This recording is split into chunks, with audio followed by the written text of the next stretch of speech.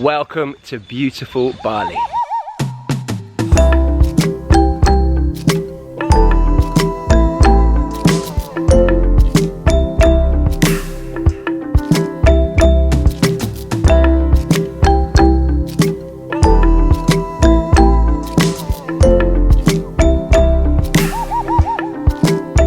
Guys, I'm in beautiful Bali, Indonesia.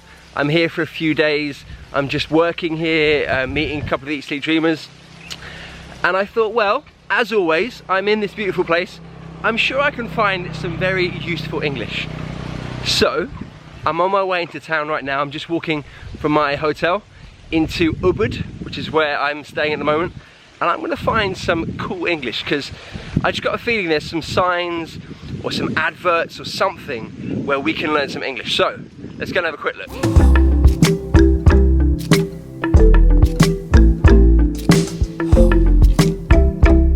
Alright, here we are in downtown Ubud. It's a busy place in the centre, lots of traffic. Anyway, right, I've got my eyes open. I'm looking around for useful English. Trying to cross the street is always a little bit tricky. There's a lot of traffic. Here we go, I'm gonna try. Having a look, whoa, there's a car there.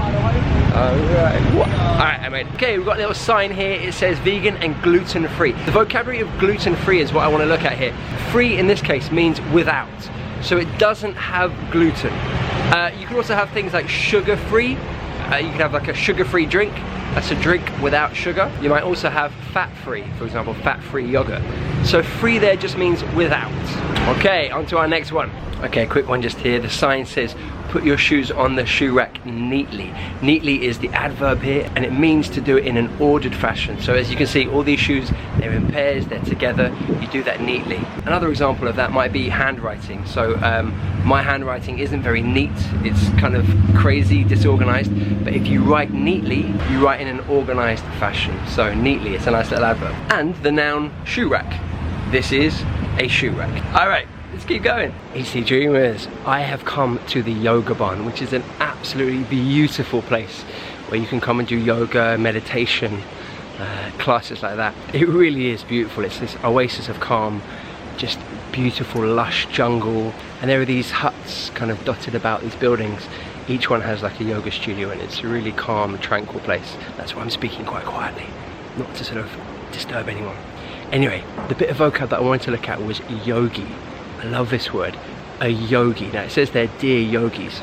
A yogi is someone that does yoga, that loves doing yoga, is passionate about it.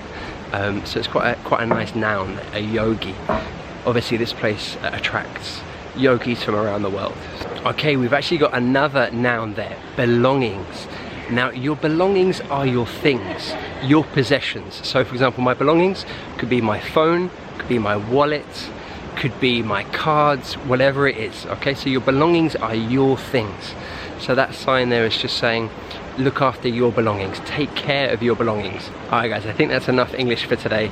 I'm quite tired. I'm gonna go and do a yoga session right now, but we'll pick it up again tomorrow. We'll walk around Ubud and see what other English we can find. So until tomorrow guys, namaste.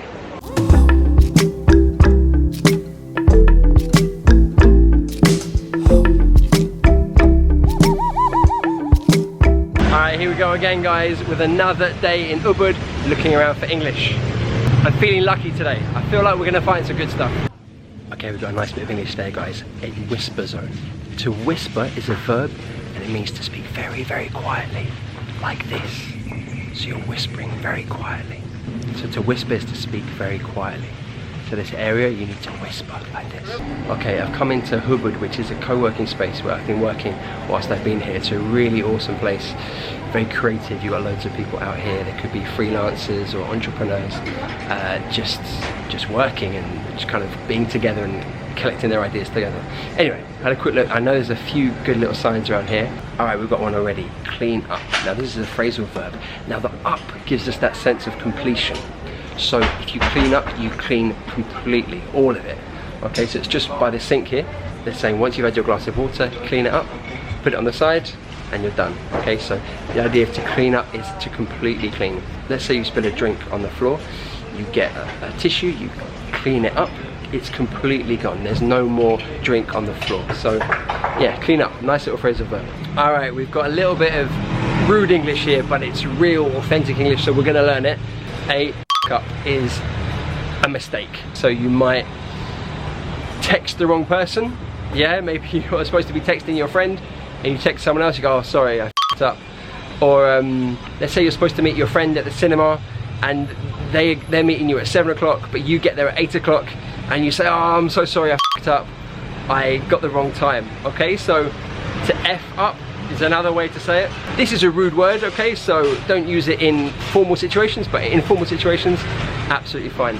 This is the bit I'm a little bit worried about. I've got to walk past Monkey Forest, where there are loads of monkeys. Now, they tend to like to steal people's wallets, their phones, and their cameras. So if I lose you guys, don't worry, I'll come back to you, okay? But yeah, keep your eyes out.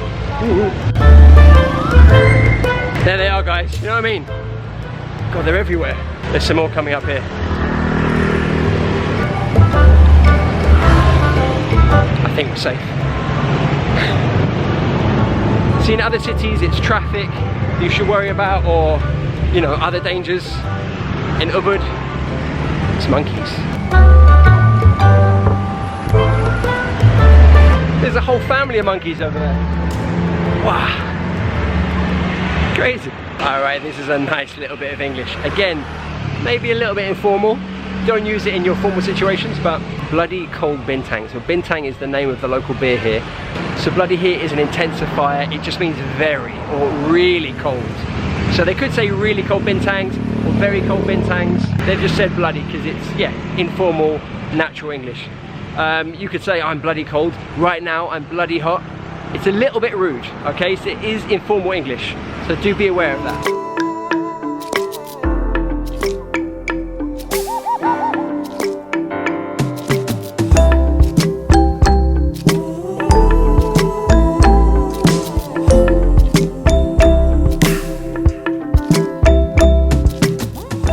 There's a sign here saying free Wi-Fi. Obviously around Ubud in all the cafes and stuff they offer free Wi-Fi. Now the pronunciation there, Wi-Fi, I've heard a lot of times when I'm sitting having a meal or whatever, I'm hearing a lot of other tourists saying Wifi, Wifi. But the pronunciation in English, and certainly British English, Wi-Fi, Wi-Fi. So do you have Wi-Fi? Or have you got Wi-Fi? That's what you'd ask the waiter or waitress. So the pronunciation, not Wi-Fi, Wi-Fi.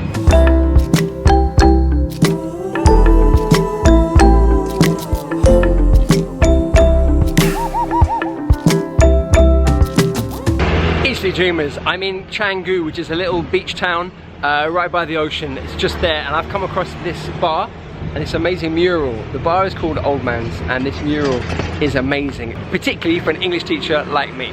They've got some really cool little phrases here. Let's go through them. All right, let's start with back in my day. This is a phrase that we use to talk about the past, often to talk about how something was different when we experienced it. So for example, in your childhood, for example, back in my day, we didn't have TV. Back in my day, we didn't have a TV. And that's basically saying when I was young, in my day, we didn't have a TV. So you're contrasting two periods of time. One maybe is now, and the other one is when you experienced it. So for example, you might want to talk about teenagers now and how they communicate on their mobile phones. You might say, well, back in my day, we didn't have mobile phones. So you're contrasting now with a period in the past. All right, here's another nice one, your shout. This is a nice phrase to say that it's your turn to buy the drinks. So when we're at a bar or a pub or whatever, and you'll say, okay, it's my shout, that means I will buy the drinks for everybody. If I say it's your shout, that means it's your turn to buy the drinks for everybody. So we use this phrase quite a lot, especially in British English. Okay, and the last one, no. Okay, this is rude, obviously this is rude. I'm not gonna say that word in on Easty Gym English, but it's a great phrase to use, especially when you wanna say that something's really obvious.